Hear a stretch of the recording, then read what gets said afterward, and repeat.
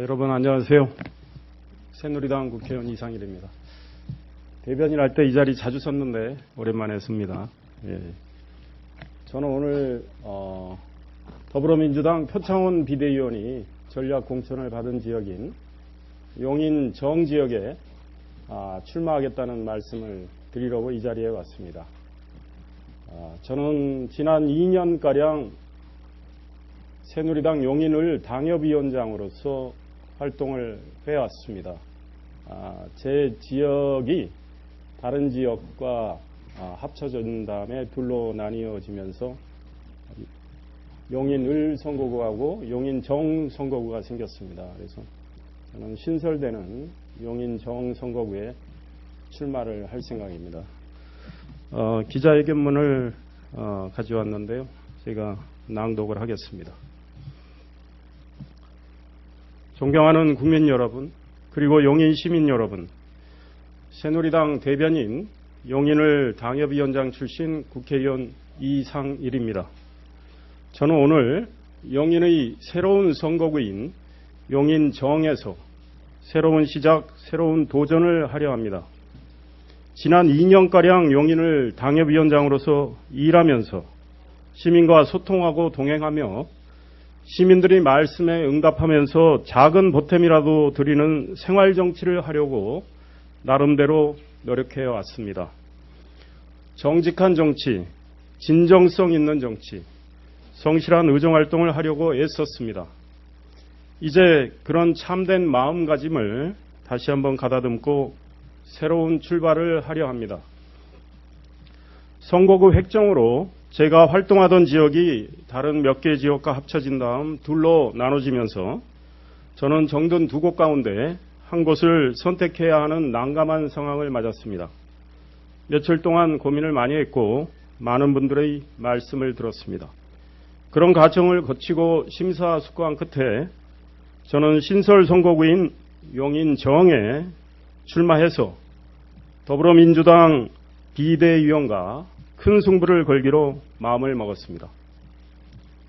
용인정은 제 거주지가 있는 곳이고 앞으로 인구 100만을 돌파할 용인의 발전을 다른 선거구와 함께 견인할 지역입니다. 용인정 선거구는 기영구와 수지구의 연결고리, 처인구와 성남 분당의 길목 역할을 하는 곳입니다. 용인정의 발전, 용인정의 품격 향상이 주변의 다른 지역에도 좋은 영향을 주는 곳입니다. 그런 곳인 만큼 국회의원을 비롯해서 공직자들이 해야 할 일이 많은 지역입니다. 저는 그간 말이 아닌 일로 보여드리겠다는 생각으로 의정활동, 당협위원장 활동을 해왔습니다. 선거 때 말만 남발하고 나서 행동으로는 보여주지 못하는 그런 무책임한 정치인은 되지 않겠다는 각오로 일했고 나름대로 많은 성과를 냈다고 자부합니다. 한 예로 과거 용인의 국회의원 선거 때마다 신갈에 있는 경부고속도로 수원 인터체인지 이름을 바꾸겠다고 공언했던 분들이 많았지만 그걸 아무도 하지 못했습니다. 그런 그 일을 저는 2014년 8월 말을 먼저 뱉지 않고 조용히 추진하기 시작해서 5개월 만인 2015년 1월 1일 수원 인터체인지 이름을 수원 신갈 인터체인지로 바꿨습니다. 지난해 10월엔 용인 서울 고속도로 통행료를 10% 인하했습니다. 선생님들과 학생들이 겪는 교육 현장의 애로사항을 학부모님들에게서 듣고 현장을 찾아 문제점을 확인한 다음 교육부의 사정을 설명하고 특별 교부금을 얻어오는 일도 행동으로 보여드렸습니다. 백형고등학교, 구성중학교, 구성초등학교, 마북초등학교, 독정초등학교, 광곡초등학교, 구갈중학교 등 모두 7개교의 교육부 특별 교부금 41억 8,800만 원을 배정하게 했습니다. 2014년 말 청덕동의 학교 부지에 행복주택을 짓겠다고 한 국토교통부의 발표를 들은 많은 주민들의 걱정에 바로 응답해서 국토교통부의 계획을 철회시키고 학교 부지로 환원시킨 사람도 저 이상일입니다. 이 밖에도 열거할 것들이 많지만 의정보고서나 문자로 알려드렸기 때문에 이만 줄입니다. 누구나 용인의 발전을 이야기하지만 저는 사람 사는 맛이 나는 발전, 품격이 동행하는 발전을 말하고 싶습니다. 제게 일할 기회를 주신다면 중앙일보 워싱턴 특파원, 정치부장, 논설위원을 하면서 발휘했던 안목과 기획력으로, 그리고 박근혜 대통령 후보 캠프의 대변인, 새누리당 대변인, 새누리당 원내 부대표를 지내면서 선보였던 추진력으로 용인 정에 격조 있는 변화를 주려 합니다. 이미 많은 연구를 한 끝에 여러 가지 구체적인 공약을 준비해 놓고 있지만 예비 후보들이 난립해 있는 현 시점에선 보완도 필요하다고 판단해 10가지 큰 약속만 말씀드리겠습니다. 첫째, 품격과 발전이 함께하려면 교통 편의가 증진돼야 합니다. 저는 경부고속도로 판교 인터체인지와 수원신갈 인터체인지 사이에 죽전 보정 인터체인지를 만들겠습니다. 수지구와 기흥구로 통하는 또 하나의 교통관문을 만들어서 시민들의 교통 편의를 증진하면 물론 유통과 물류의 흐름도 한층 원활하게 하겠습니다. 이와 함께 영동고속도로 동백 인터체인지도 신설하겠습니다. 동백과 구성, 죽전의 인구가 많이 늘어난 만큼 영동고속도로에도 새로운 관문을 만들어 주민들이 사통팔달할 수 있도록 하겠습니다. 둘째, 2021년 개통될 GTX 구성역에 KTX 역사를 신설하겠습니다. 중앙정부를 설득해야 하고 예산이 많이 들며 기술적으로도 상당히 어려운 일입니다. 그러나 기술적으로 아예 불가능한 일은 아닌 만큼 힘있는 여당 재선 의원이 되어 시민들을 위한 꿈을 현실로 만들 수 있도록 총력을 기울이겠습니다. 이 문제와 관련해서 야당 후보들도 그렇게 하겠다고 말할지 모릅니다. 하지만 박근혜 정부를 비판만 하는 야당 측 인사가 중앙정부와 네트워크도 없는 야당 사람들이 과연 중앙정부를 설득하고 막대한 예산을 확보하기란 사실상 불가능합니다. 셋째, 공사가 중단된 채 방치된 동백 세브란스 병원 설립 문제를 해결하도록 노력하겠습니다. 지난 총선 때도 많은 후보들이 이 약속을 했지만 실천하지 못한 문제여서 제가 약속을 드리는 것도 조심스럽습니다. 시민들께서도 이젠 정치인들의 약속을 잘 믿지 않으실 겁니다. 하지만 누군가는 이 문제를 매듭지어야 합니다.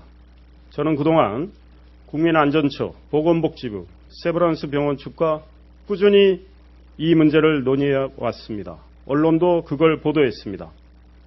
동백 세브란스 병원을 재난전문 의료기관으로 지정해 국고 지원을 받을 수 있도록 하는 법안도 발의했습니다. 재난전문 의료기관은 일반 시민들을 위한 진료를 하면서도 대형 재난이 발생할 경우 신속하고 전문적으로 대처할 수 있도록 의료진, 병상, 관련 시설물 등을 미리 갖춰놓는 병원입니다. 중앙정부가 아직 결심을 하지 못하고 있지만 저를 여당의 재선 의원으로 선출해 주시면 이 문제를 해결하는 데 모든 역량을 동원하겠습니다.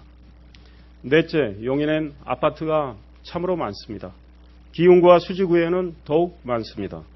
저는 오래된 아파트의 녹슨 수도관을 전면적으로 바꾸는 방안을 추진하겠습니다. 아파트 단지마다 수도관 개량에 필요한 예산을 지방자치단체가 지원하도록 하겠습니다. 이와 함께 아파트 주변의 낡은 도로와 보행로를 정비하는 등 주거환경 재생 프로젝트로 시민 여러분의 삶의 질, 생활의 품격을 높이겠습니다. 다섯째, 용인시에 중소기업 지원기금을 만들어서 청년 벤처기업가들이 꿈을 이루는 데 기금이 투입되도록 하겠습니다. 청년이 살맛나는 용인, 청년의 꿈이 이루어지는 용인을 만드는 일에 새누리당 소속인 정찬민 용인시장님과 힘과 지혜를 모으겠습니다. 여섯째, 저는 국회 교육문화 국회의원이라는 소리를 듣기를 원합니다. 기흥구와 수지구의 교육열은 매우 높으나 교육 인프라는 많이 부족합니다. 국회 교육문화체육관광위원회 위원으로 활동해온 저는 앞에서 말씀드린 대로 용인의 교육 문제 여러 가지를 해결했습니다. 흥덕지구에 초등학교도 신설하는 작업을 매듭지었습니다. 재선되면 국회 교육문화체육관광위원회 위원으로 계속 활동하면서 용인 교육의 수준을 높이고 교육 환경을 개선하는 일에 매진하겠습니다.